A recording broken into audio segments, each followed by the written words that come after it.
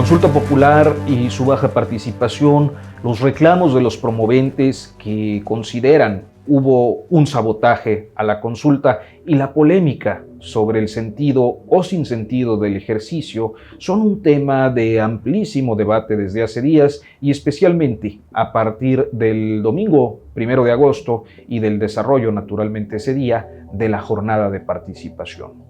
Tal vez por eso, más allá de las afinidades a un extremo u otro, es decir, al bando que respalda de manera decidida al presidente Andrés Manuel López Obrador, frente al otro que se le opone con la misma determinación, vale la pena revisar al margen de eso algunos aspectos clave sobre lo ocurrido.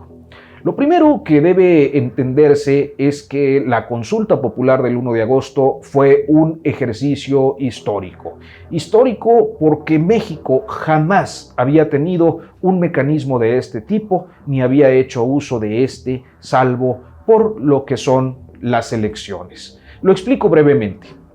Algunas democracias van más allá de las elecciones y cuentan con mecanismos para que la gente decida con su voto sobre acciones de gobierno, sobre reformas a las leyes, a la Constitución, sobre la permanencia de sus gobernantes. A eso se le llama democracia directa. Se le llama así porque un sistema democrático tradicional, como sabemos, tiene tres poderes: el ejecutivo, que en México encabeza el presidente de la República, el legislativo, que son los diputados y senadores, y el judicial, que son los ministros de la Suprema Corte y el aparato de justicia. Cada uno de estos poderes tiene sus respectivas funciones y son estos tres poderes expresión de la soberanía popular. ¿Qué entendemos por soberanía popular? Bueno, pues es que el pueblo manda, y es una idea democrática opuesta a la monarquía donde el soberano manda. En una democracia el pueblo manda, pero no lo hace directamente. Es decir, el pueblo elige a un presidente o gobernante, elige a un diputado o senador en los que delega el poder y la representación, y ese poder se supone debe servir para cumplir lo que la Constitución y las leyes ordenan en cada caso, además de que ellos, el Ejecutivo y el Legislativo, son quienes se encargan de la integración del Poder Judicial. El presidente gobierna, los diputados y senadores hacen leyes y revisan lo que hace el Ejecutivo, y el Judicial vigila que todos se apeguen a la Constitución. Por decirlo de manera simple, es así, y eso permite que todos nos podamos desentender de los problemas colectivos. Digamos que contratamos a toda esa gente para que se haga cargo de resolver los problemas. Sin embargo, hay situaciones en las que eso es insuficiente, porque una decisión genera conflicto entre ciudadanos y que por eso, bueno, pues debe someterse a una votación. ¿Qué tipo de decisiones? Pues bueno, por ejemplo, una obra pública. Yo creo que todos hemos visto que en algún momento una calle, por ejemplo, genera inconformidad entre los vecinos, o un gasoducto que es rechazado por comunidades por donde va el trazo, o una fábrica que pretende instalarse, y que a final de cuentas son proyectos que se imponen cuando deberían consultarse. Y así podemos seguir con muchos ejemplos. Una decisión sobre determinada política educativa, de salud, una reforma a la Constitución, la permanencia de un gobernante.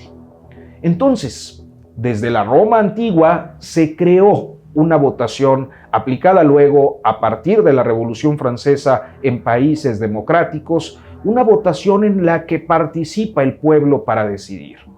Como en la Roma antigua al pueblo se le llamaba plebe, entonces el concepto se llama plebiscito. Muchos conceptos de la política vienen de la Roma antigua.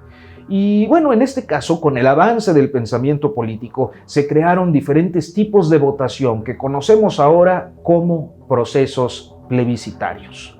Los procesos plebiscitarios son un pronunciamiento popular, es decir, un pronunciamiento del pueblo sobre algún tema específico. Decía ya hace un momento que es un ejercicio de democracia directa, y lo es porque en lugar de que una decisión sobre un tema controvertido sea tomada por representantes, es tomada directamente por el pueblo. Por eso decimos democracia directa. Y la democracia directa forma parte del ejercicio de soberanía popular, que también dijimos es opuesto a que un monarca sea el soberano. En democracia, el soberano es el pueblo. Ahora, más allá de lo conceptual, paso a lo nuestro. México no tenía mecanismos de democracia directa hasta el 2019, cuando una propuesta de reforma, hay que decirlo, del presidente Andrés Manuel López Obrador fue aprobada para que en México existan dos tipos de ejercicio plebiscitario: la consulta popular, que decide sobre políticas concretas, y la revocación de mandato, que es una votación para decidir si un gobernante sigue o no en el cargo. Y esta, la que acaba de pasar del 1 de agosto, fue la primera vez que un ejercicio plebiscitario en México, una consulta popular, nos adentra a un perfeccionamiento democrático. Y yo creo que eso es muy bueno, tan bueno que no es relevante la baja participación, porque se trata de la primera ocasión en la que hacemos uso de mecanismos a los que debemos irnos acostumbrando. Y sin embargo, el ejercicio planteó varios problemas, planteó también controversias que vale la pena repasar, y yo creo que este es el segundo punto de este comentario extenso, pero que les pido me sigan acompañando. El primer problema es el tema a consultar, y voy a tratar de resumirlo en lo siguiente. México es un país cuyos gobernantes han sido una caterva de zánganos incrustados en la administración pública y en puestos de elección popular, que a través de la historia se han dedicado a robar, a ejercer el poder de manera prepotente y autoritaria, reprimiendo hasta las peores prácticas, como lo son la tortura, la cárcel y la muerte, a quienes se les oponen o inclusive a quienes les incomodan. Esa historia de latrocinios y de malos gobiernos y de autoritarismo ha provocado el fracaso del país, que no logra alcanzar los objetivos más básicos de la razón de ser de un país, de un Estado nacional. ¿Cuáles son esos objetivos? Bueno, pues la seguridad. Vivimos un país donde la violencia no cede. Tampoco se logra el bienestar de las personas, que en su mayoría son pobres. No garantiza los derechos sociales más elementales, como la salud, la educación, la vivienda, el trabajo digno y bien remunerado. No respeta el medio ambiente ni el derecho de sus ciudadanos. Y así podemos seguir con una lista muy amplia de derechos incumplidos que en todo, pero en todo momento tienen como origen común la corrupción. El cansancio, el hartazgo sobre esa corrupción sin castigo, por eso decimos corrupción e impunidad, es decir, que se cometen actos de corrupción y no hay castigo para quien los comete. Eso, la corrupción y la impunidad, generó una amplísima inconformidad que en 2018 se resolvió a través del voto mayoritario a favor de López Obrador. Sin embargo, López Obrador dijo que perseguir a los gobernantes del pasado no estaba en sus planes, puesto que su idea era acabar con la corrupción hacia el futuro, o sea, que ya no hubiera corrupción. La posición presidencial, sin embargo, es muy compleja en el discurso, y la vamos a revisar rápidamente en tres aspectos. Uno es que, en efecto, el desgaste de encauzar procesos en verdad lo mete en muchas complicaciones, a este presidente y al que sea. Dos, que al mismo tiempo hay casos abiertos de distinto tipo y que, bueno, el presidente dijo que esos casos iban a continuar. Tres, la falta de respuesta a una sociedad que exige justicia. Entonces, el presidente planteó una respuesta peculiar, podríamos decir, cuando menos extravagante, y que a su vez nos coloca frente a otros inconvenientes. Realizar una consulta popular para que sea el pueblo quien decida si se investiga y procesa a los expresidentes o no, pronunciándose, y esto es interesante, pronunciándose al mismo tiempo por el no, porque así lo reiteró el presidente. Él estaba por el no. Llegamos pues a la tercera parte de este comentario. El problema de plantear la consulta popular, y esto es que pues la justicia no se consulta, se procura, se realiza, pero no es algo que esté sujeto a discusión. Someterlo a discusión y votación puede ser tomado como un ardid político en las miradas críticas al presidente y también puede ser tomado como un ejercicio de respaldo, un ejercicio para la legitimidad, es decir, buscar el apoyo popular para atenuar los problemas o los impactos que decíamos se generarían por perseguir a los expresidentes. Y el presidente mandó la propuesta de consulta al Senado, que a su vez la mandó a la Suprema Corte, donde sucedió lo siguiente. 5 ministros se pronunciaron en contra de la consulta porque consideran que la justicia no se consulta y 6 se pronunciaron a favor, pero le quitaron los nombres de los expresidentes y con ello generaron una redacción difícil de pregunta que en sentido estricto plantea a la sociedad, es decir, al pueblo, si está de acuerdo o no con que se investiguen decisiones tomadas por actores políticos del pasado. En medio de todo esto hay una acción de un comité promovente, integrado ciertamente por algunos destacados simpatizantes López Obradoristas, digámoslo así, López Obradoristas duros. Sin embargo, también hay que tomar en cuenta y recordarlo que fue la propuesta y redacción presidencial y no la ciudadana la que llegó a la Suprema Corte.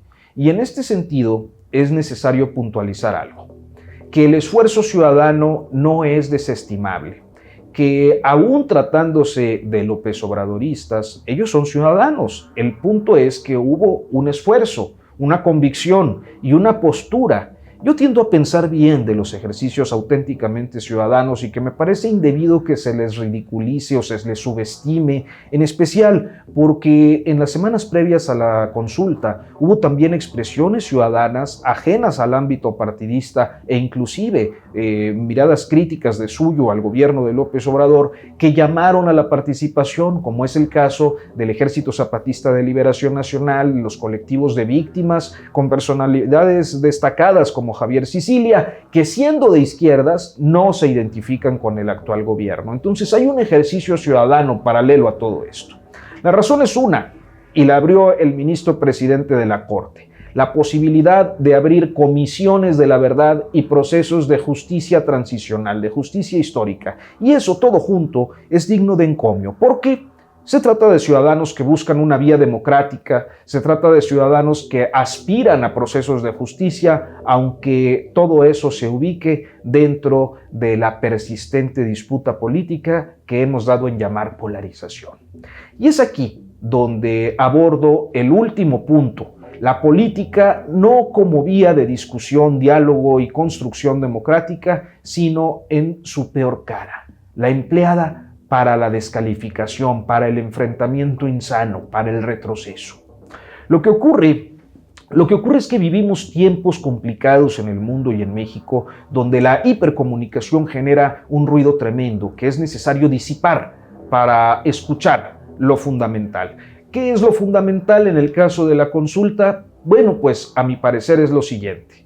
Primero, que el derecho a una consulta ciudadana es legal y es legítimo y contribuye al avance democrático. Segundo, que uno puede coincidir con la idea de que es un ejercicio absurdo por consultar la justicia y que la justicia no debe ser consultada, pero también, pues la otra cara de la moneda, que es que usted y yo podemos tener una idea al respecto, pero la última palabra la tuvo la Suprema Corte y dijo que era procedente, así que es irrelevante lo que uno piense en este caso. La consulta se hizo, fue y tuvo un costo que además no puede verse como algo dilapidado. Tercero, que es una decisión individual participar o no, votar sí o no. Yo soy de los que piensan que abstenerse también es definición política. Así que lo que haya hecho estuvo bien. Cuarto, que independientemente de la decisión o definición que respecto a la consulta se tome, un demócrata, un auténtico demócrata, no puede descalificar un ejercicio democrático excepto si éste es utilizado de manera instrumental, es decir, instrumentalizado, usado por una corriente autoritaria para legitimar acciones, lo que por diferentes razones, que sería algo difícil de explicar en este momento por lo largo, no es el caso. Y el quinto punto es que al tratarse de un ejercicio nuevo, no todo el mundo sabe cómo participar. Pongo un ejemplo. Los diputados de Morena promovieron la consulta y el INE les llamó la atención, lo mismo que al partido Morena. Y sí, conforme a la ley, no es facultad de un partido, de una bancada, promover una consulta, porque eso es facultad del INE, de manera que el asunto no puede dirigirse a la descalificación del INE, que se convirtió en el centro de las discusiones y señalamientos de ciudadanos que no quedaron satisfechos con la organización y la realización del ejercicio. Es decir, no se trata de una conducta atípica, es lo que dice la ley. Pero bueno, esa realización tiene dos características. Uno, la falta de presupuesto suficiente, porque la democracia cuesta y cuesta caro. Y dos, una mala logística que afectó el desarrollo del ejercicio, pues hubo cambios de mesas receptoras de última hora, hubo ciudadanos que no acudieron al llamado del organismo como funcionarios de casilla y hubo un cierto caos logístico. Y aquí va el sexto punto, y es que hablando con la verdad, aún con esas fallas logísticas, era difícil suponer que se alcanzaría el 40% de la votación para que su resultado fuera obligatorio. Lo que alcanzó fue un 7% y no sabemos hasta dónde pudo llegar, pero sí sabemos que sería difícil que el 40% del padrón, lo sabíamos de manera anticipada, que el 40% del padrón saliera a votar. El séptimo punto es que aún con esa baja votación, arrasó el sí en respuesta a la pregunta y a efectos prácticos. Eso nos regresa al inicio, a la aspiración previa a la realización de la consulta, que es saber si existe voluntad política presidencial para realizar lo que se tenga que realizar respecto a los expresidentes y los gobiernos del pasado, y eso cae estrictamente en la cancha del presidente López Obrador. Aquí el tema es complejo. Reparar el daño causado en extremo apelando a la justicia o resolver lo que se tenga a la mano y avanzar hacia el futuro. De aceptar la primera, ¿tendría el presidente el respaldo social para hacerlo? ¿O se perdería entre eso y los reclamos por no atender el presente y preparar el futuro? Ahora bien, de no hacerlo, ¿hay algún inconveniente político que le reclame por su inacción? ¿O en una lógica de dejar hacer, dejar pasar? Lo central creo que radica en determinar para el país la conveniencia o inconveniencia de cualquier decisión que solo puede resolver en este punto el presidente López Obrador. El octavo punto que me parece necesario es sobre aquello que está abierto a través de los gobiernos de 5 presidentes de 1988 con Carlos Salinas de Gortari a 2018 con Enrique Peña Nieto, 30 años, que acumulan casos que están abiertos relacionados con delitos imprescriptibles, como lo son violaciones graves a derechos humanos, genocidio, crímenes de lesa humanidad. Algunos están en sustanciación en instancias internacionales, otros están pendientes de satisfacción en instancias locales. Hay también procesos pendientes, pero con carpetas abiertas por traición a la patria, por violación de soberanía, por delitos graves de naturaleza similar. También sabemos que hay casos de corrupción abiertos, casos de corrupción pendientes de sentencia, principalmente del sexenio pasado. Yo creo que una posible solución real es que no necesariamente se deban abrir procesos, sino que se concluyan a satisfacción de víctimas y naturalmente conforme a derecho, los que ya están abiertos y que fueron también los casos que motivaron la simpatía hacia la consulta de sectores que son críticos al gobierno, como es el caso de los zapatistas o los movimientos de víctimas de violencia.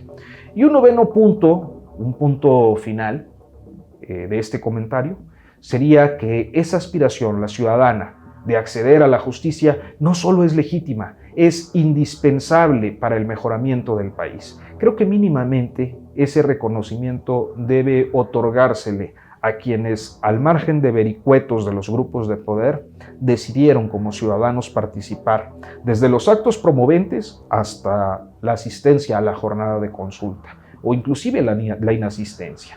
Considero que es así porque se trata de ciudadanas y ciudadanos que han elegido explorar todos los caminos de la vía institucional y democrática para la consecución de fines loables, nobles. Y solo por eso no puede considerarse que la consulta, el primer ejercicio plebiscitario de este país, haya sido un fracaso. Por el contrario, es un aliciente que incita y estimula a emular esos esfuerzos y a contribuir, cada quien desde su trinchera, al perfeccionamiento democrático de México.